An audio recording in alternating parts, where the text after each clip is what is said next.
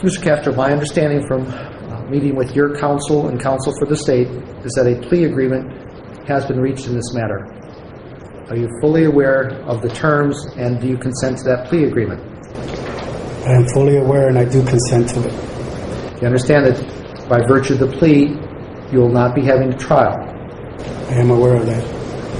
The parties have agreed to a negotiated recommended sentence to the court, and we ask the court to accept it based on the contract before you.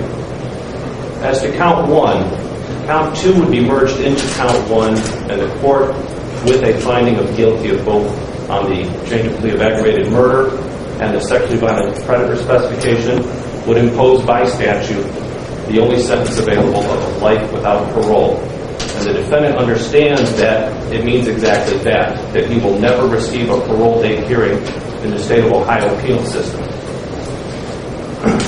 That sentence will be followed by the remaining counts for an aggregate term of not less than 1,000 years to be applied consecutively, that is, to follow the life without parole sentence.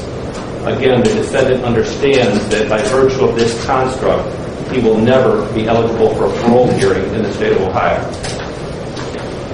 By virtue of this plea agreement, it's also understood by the parties that the defendant avoids the possibility of re-indictment for potential capital punishment specifications, which could result in the death penalty being imposed upon him.